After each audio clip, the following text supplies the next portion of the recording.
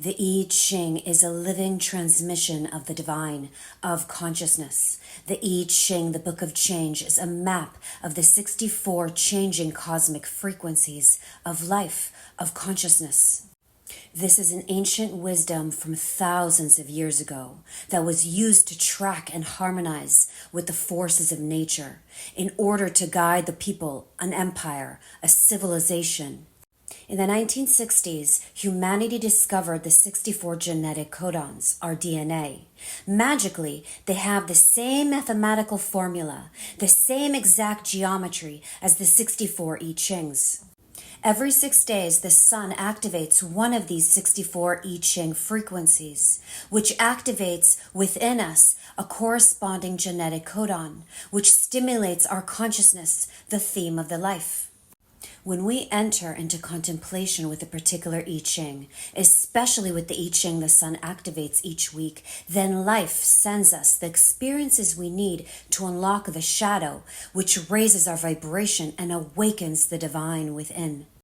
The intention of this video is to serve you in the highest blessed way. This is abstract energy of sensing, so receive this message with your heart and body.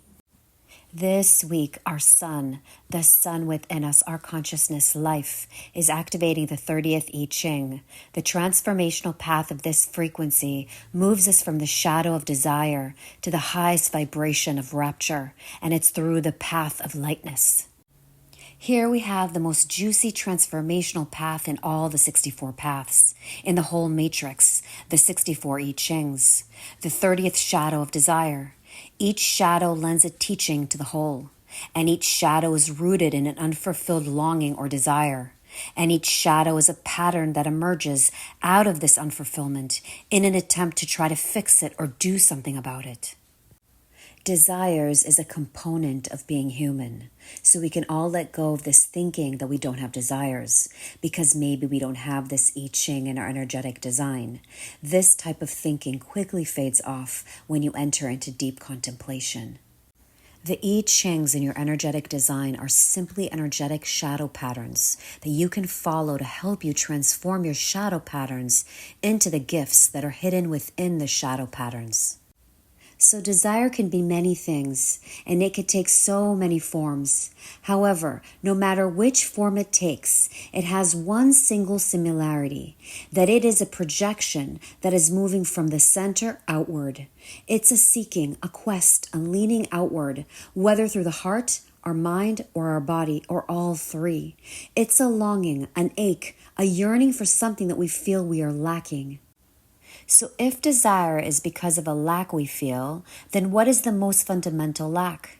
If we can find the deepest source of our desires, then we can have the best chance to understand it. Is it the desire to feel whole, to be somehow complete? The desire to know who we are or what we are? Is it our genetic imperative to bond or evolve? Is it the desire for freedom, the desire to be free from suffering, the desire to find peace? Perhaps it's all these things. But in its purest sense, I believe we can accept it as a state of longing, built into the machine. It comes with the body, but it doesn't come with an instructional manual. What happens with desire is it happens unexpectedly. We see something and we want it. We weren't looking for it, but suddenly it's there, the desire. And when we look deeply into the situation, it was actually us, not the object of our desires, but yet we get hooked by the temptations of the world, of the senses. And here we have the dilemma of the 30th shadow of desire, temptation. Listen, temptation is a tough one. The more you try to resist it, the more powerful it becomes. Each I Ching is a path. We have to remember this. It's a way through a transformation. So the 30th I Ching is the way through desires. You have to give into your temptations. You have to yield to it in order to transcend it. If you have the 30th I Ching in your energetic design, or if you're contemplating this frequency, contemplate your desires and temptations. Observe it, learn from it, and grow through it. It's just a lens. Not everyone has this as a lens. So when I say we need to yield or give in to our temptations, I don't necessarily mean literally. I mean trust in it, but you don't have to act on it. Desires are all from the source, but it doesn't mean that we have to act out each one that may come along. That is the root of selfishness. We have to see that our desires are not the enemy. They're simply guests. They come and they go. The contemplative approach is generous. It allows things in. It invites in the guests. It listens to them. It gives them space to stay or to leave. It observes. Sometimes the desires do indeed get played out externally, and sometimes the desires simply fall away and return back into the nothingness. The wider our awareness becomes, the more room we give desires, and above all, we are here to learn from them. So the biggest problem with a desire is the mind, because the mind gets a hold of a desire and blows it out of proportion, like the wind with the fire. So be especially conscious of the mind and its thought patterns related to desires. There is a great difference between a desire and a need. The body has needs, like food, water, shelter. Desire is a craving for something that we don't really need. The Buddha suggests honoring needs and lessening desires. And if you observe the mind carefully, you will see that it is the mind that always is the guilty one. Without the mind, there would not be a desire that lasts, and that is something to consider and contemplate. The 30th gift, the way to alchemize the shadow and raise the vibration, lightness. You are blessed if you have this gift. Following desires and giving in to temptations is incredibly human and deeply humbling, especially if you're on a spiritual journey. Desires come and go in cycles, so we can have a period of time in which we feel calm, when all appears to be going well, and all of a sudden a cycle of desires spring up unexpectedly. And how we deal with such times dictates the flow of our destiny. Listen, there are no experts in this. What I've learned about desires, that if we follow them without restraint, we end up feeling bad, which can be guilt, which is deep self-judgment. And the other part of it is the chemistry of desires. We fulfill a desire and then we feel empty again. Desire is a fire in the body. The original name of this 30th I Ching, this hexagram, is named the clinging fire. So when you entertain a desire, it inflames and engulfs the lower bodies, our physical, emotional, and mental bodies. The 30th I Ching, along with the 13th I Ching, form the codon ring of purification. So the real purpose of desire is here to purify us. Desire in itself doesn't purify us. It reminds us that there are higher dimensions by standing in the way of those dimensions. So there is a process of purification in this gift frequency, and it's called the gift of lightness, because that is the quality, the attitude that we need to begin to transcend and transmute desire. We rise and we fall in life. Sometimes we're flying and sometimes we're dragging. The key here is to see that desires is not unholy. There's no holy or unholy. That is just the condition of the mind. That is what creates heaviness and guilt. Lightness is when you can look at desires with calmness, composure, acceptance, with self-love. So if you follow a desire into the world of form and you realize it has not fulfilled you, perhaps you even lost something from following it, then that is not something to worry about or even beat yourself up about. You just have to see it as part of the journey. You needed it. You needed to be reminded, and lightness is that reminder. It's the energetic field behind desire. It's generous, accepting. It appreciates the juiciness of desire. As we embrace the gift of lightness, we become less caught up in the desire game. We begin to purify our nature.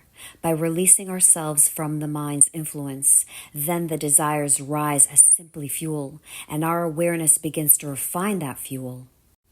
And as it becomes refined, it becomes like rocket fuel. And instead of it feeding our lower bodies, it begins to feed and fuel our higher, more subtle bodies. And this is alchemy. We begin to feel lighter. We're able to release guilt around temptations and begin to use desires to serve a higher goal and higher purpose. So the gift of lightness comes on gradually. It may even take lifetimes. If you came in with this gift, if you have this 30th I Ching in your energetic design, then you have deep work in this area. You must understand deeply and transmute your desires. This is work that leads to an interesting and colorful life. And you will likely need a good amount of self-love and self-forgiveness. And you will need to learn the gift of lightness. And you will learn it. It may take a while, but over time you will feel lighter. And you'll be able to see the hollowness of desire and the beauty of desire. And then you will be refined in how you approach desire. Purity is not what most think. Purification is about seeing and deeply knowing that you're already pure. You're a pure being. It's about self-forgiveness. It's also about being responsible for your behavior and its consequences. Following a desire until its conclusion may cause others a great deal of pain, and this can create a wave of crisis in life. And then you have to process all that and look deeply into the self, which can lead to revelation. And I can't say it's an easy process. I have found it to be one of the most challenging tests, but yet rewarding journey, with so many great gifts that come with it. We come to realize that what the Buddha said was good advice, to simply lessen the influence of desire in life. We don't and shouldn't do it all at once. The deeper in awareness we are, gradually over time we feel the lightness come in, and our desires become refined and begin to lift us into higher dimensions. And from there, we're able to really serve and create something of lasting value. The 30th city, the highest vibration, rapture, a feeling of intense pleasure and joy. The 30th I Ching is paired with the 29th I Ching. Together is a great transformational story of love. So at the shadow level, we have desire and half-heartedness. And so many times we begin something and desire takes us off the path, and we lose momentum and we become half-hearted. And we see so many in half-hearted relationships or half-hearted jobs. And it's all because desire keeps pulling us out towards something else, something new, something with the promise of fulfillment. And then we have the gift frequencies, lightness and commitment. How light do we feel when we know we're committed? When we know we could stay the path, even with the desire field? That's empowerment. And finally, we have the highest vibration, rapture and devotion. What a pairing. It's vital and crucial pairing. Rapture can't exist without devotion. Rapture comes when all our desires have been purified into a single overarching desire. The desire to return to our source, the yearning for the light, freedom from our suffering. And this is, after all, what all desires really are. A desire to be free from suffering, a desire for divinity, to become our longing. Everyone around us is a God in disguise, here to teach us, to remind us that beneath the facade, we are one field of love, divine rapture, divine love. I empower you this week to create space, get to higher awareness, notice your thoughts, feel all the sensations fully that come up in the body this week. Shine the light of awareness to any desires that come up. Feel, witness, and honor the sensations. Observe the impulse of the body. Love yourself and be blessed.